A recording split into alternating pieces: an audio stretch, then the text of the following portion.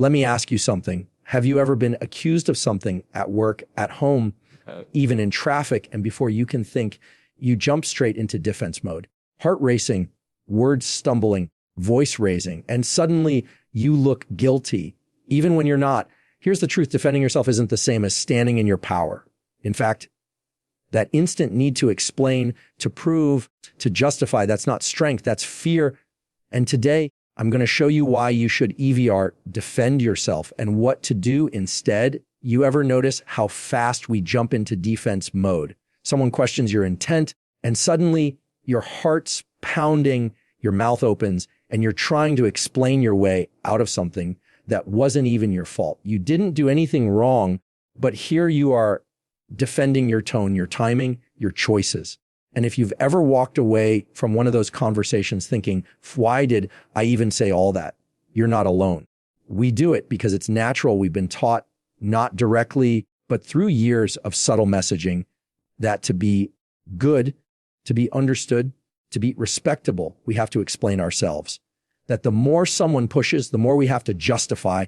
But here's the problem with that. When you defend yourself, you're not operating from your center. You're reacting. And reaction is never rooted in power. It's rooted in panic. Because when you react, you're responding to their energy, not your own. You're responding to how they feel what they said and how they frame the situation. The moment someone comes at you with criticism, with suspicion, with attitude, and you jump into defense mode, you've already handed them the steering wheel. You let them drive the direction of the conversation. And most of the time, they're not even qualified to be in the driver's seat.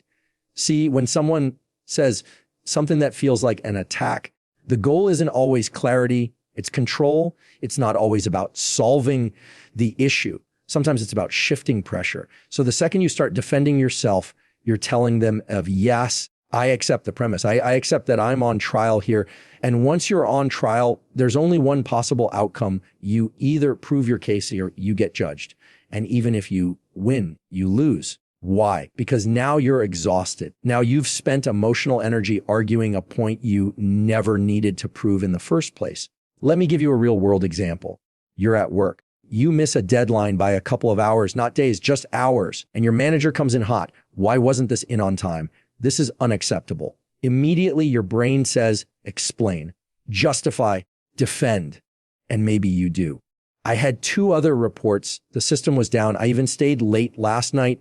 But notice something, your defense didn't calm the situation. It didn't lead to understanding. It just deepened the tension. Why? Because you responded to their urgency with panic instead of presence.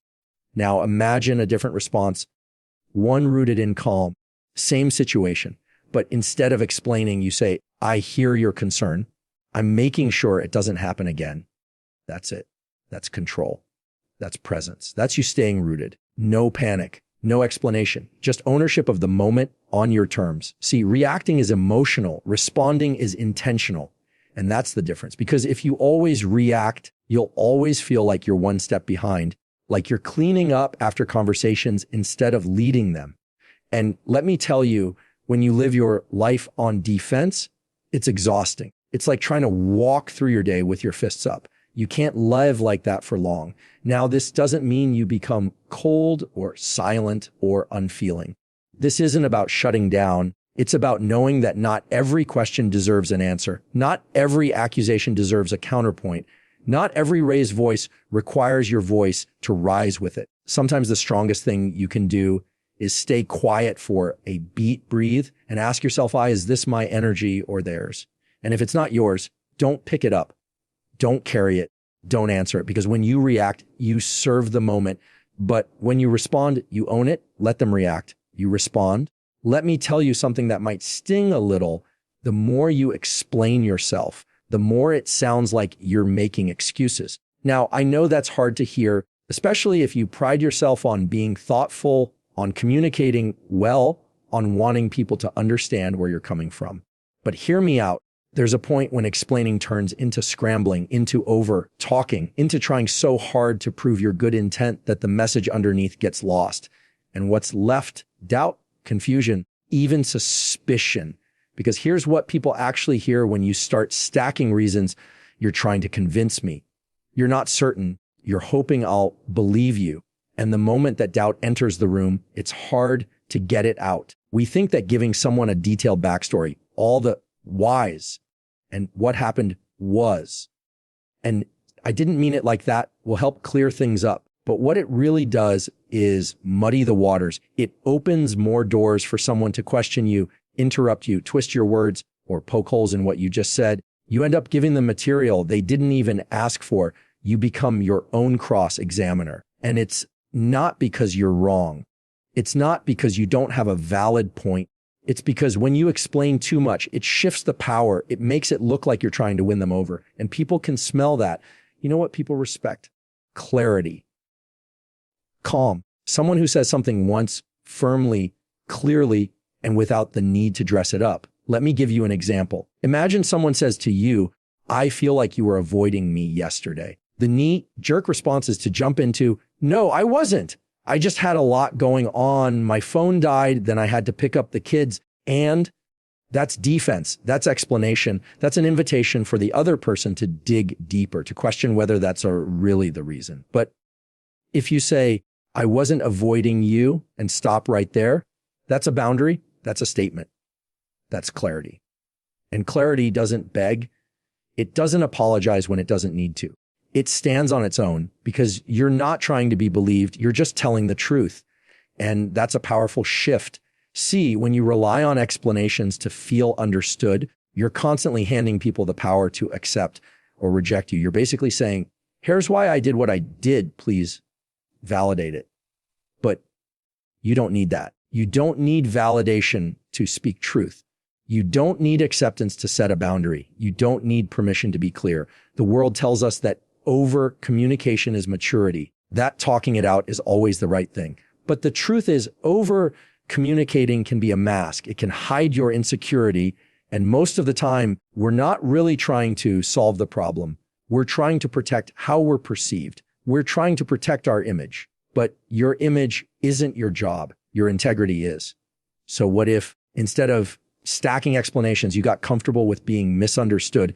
What if you didn't rush to correct every wrong impression? What if your focus was less on how people interpret you and more on how you carry yourself? That's not ego. That's strength.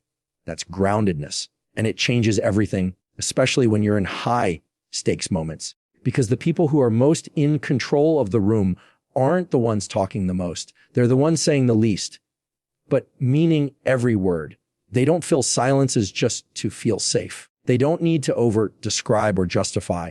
They speak with clarity, and then they let the silence do its job. So if you find yourself explaining, stop and ask, who am I trying to convince, them or me? And if the answer is me, then maybe what you need isn't a better explanation. Maybe you just need to believe yourself first. That's the kind of clarity no one can shake.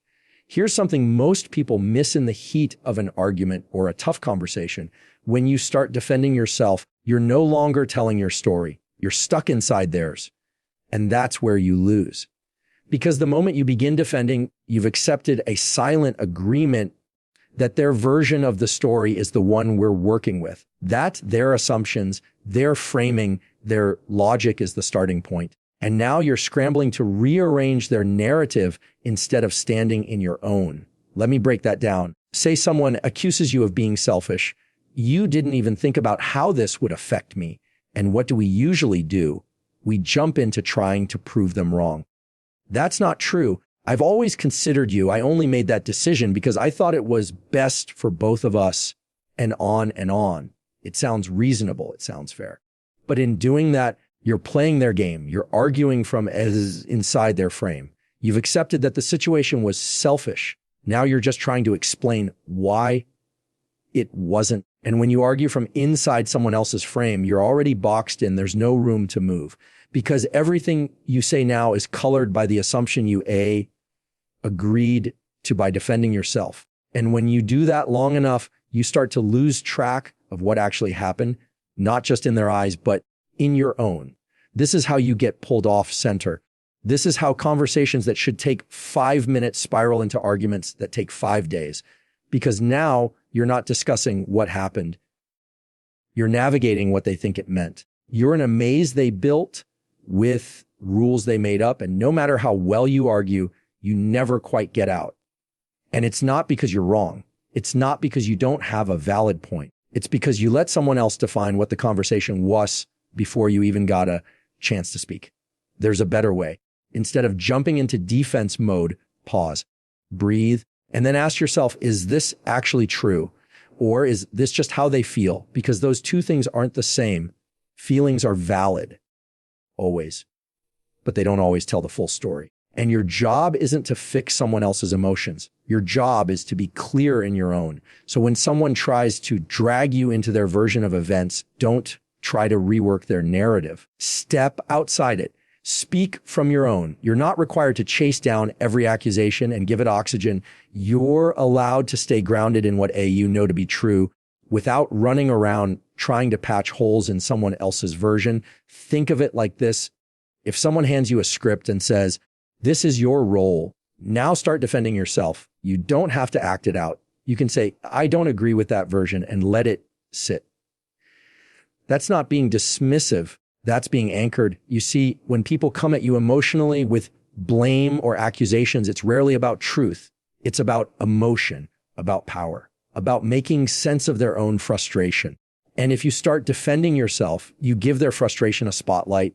You give their feelings all the control. But if you stay centered, if you stay in your narrative, you shift the whole dynamic. Now they have to come to you. Now they have to meet you in truth, not drag you into drama. That's how you stay in the lead, not by being louder or faster or more convincing, but by staying grounded. Because when you live in reaction, you give up authorship of your own experience. You let someone else write your script. But when you stay grounded in your truth, not defensive, not aggressive, just clear, then you write the story, you set the tone. And the moment you set the tone, you take your power back.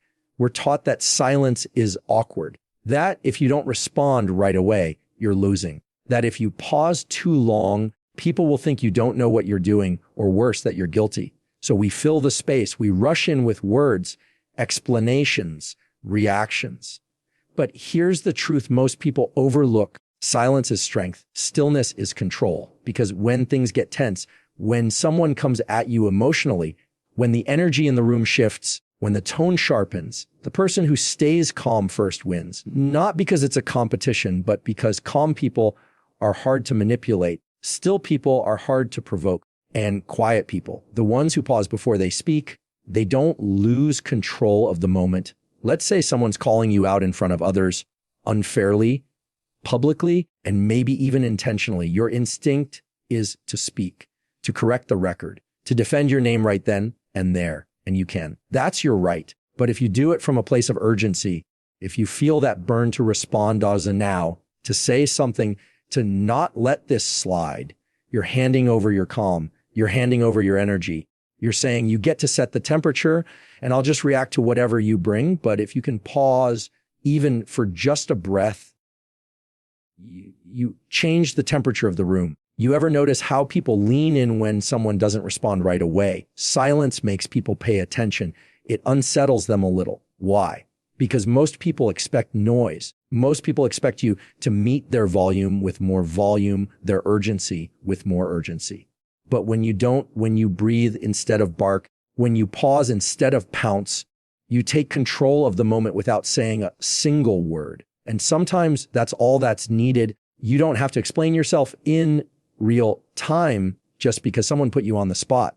You're allowed to wait, to think, to say, let me get back to you on that, or I hear you, and nothing more. That doesn't make you passive. It makes you intentional, because there's a difference between reacting and responding, and silence gives you the space to choose. Reaction is quick, emotional, automatic. Response is measured, grounded, deliberate. And if you always react, you're always playing defense. But when you learn to pause, when you get comfortable with stillness, you stop trying to win the moment and you start owning it. Silence also draws boundaries in a way that words sometimes can't. When you refuse to entertain drama, to validate chaos, to match someone's tone, your silence says, I don't engage like that. It communicates respect for yourself. It signals that you're not afraid, you're just not available for the game. That's not weakness. That's wisdom. I've seen people talk themselves into corners because they were afraid of being silent. They explained too much. They rushed to clarify. They said things they didn't mean just to keep the air from feeling heavy. And afterward, they walk away thinking, why did I say all that? It wasn't because they didn't have the right words. It's because they didn't give those words enough room to form. Stillness would have saved them. Here's the truth. Not every comment needs a comeback. Not every accusation deserves a counter. Not every moment is a crisis. But we treat them that way when we're uncomfortable with quiet, when we haven't yet learned that silence is a complete sentence. And sometimes silence is your loudest boundary. You don't need to rush in to fill every silence with justification. You don't need to keep proving that your character is intact. The people who know you don't need convincing, and the people who don't know you probably aren't ready to hear it anyway. So the next time the pressure rises, pause. Don't be so quick to meet energy that doesn't match your peace. Sometimes the most powerful thing you can say is nothing at all. Let's get something straight. Refusing to defend yourself doesn't mean you let people walk all over you. It doesn't mean you stay quiet when someone crosses a line. And it definitely doesn't mean you keep the peace at the cost of your own dignity. No, what it means is that instead of wasting energy trying to be understood by people who might not be listening, you learn to set boundaries. Clear, respectful, and firm. See, defending yourself is reactive. It's emotional. It's based on proving you didn't mean harm or that you deserve to be seen differently. But boundaries are proactive. Boundaries don't ask for permission. They don't seek approval. Boundaries say, this is what I allow. This is what I don't, and this is what I'll do next. That's not cold. That's clarity. That's leadership. Over your time, your energy, your emotional bandwidth, most of the time when people push us, challenge us, or try to put us on the defensive, what they're really doing is testing our limits. Whether they realize it or not, they're watching how we respond. Do you backpedal? Do you apologize for things you didn't do just to keep things calm? Do you explain yourself into exhaustion? Or do you stand grounded and say, I'm not okay with that? And here's the thing, when you stop defending and start setting boundaries, people notice. They might not like it at first. They might push harder. That's normal, especially if they're used to getting a reaction out of you. But hold your ground, because boundaries teach people how to treat you. Defensiveness invites more pressure. Boundaries create distance from it. Let's say someone says something disrespectful. Maybe they're sarcastic. Maybe they're passive aggressive. Maybe they throw a little jab and look at you like, what? You can't take a joke. Your instinct might be to explain why it bothered you, to give them context, to make them see your side.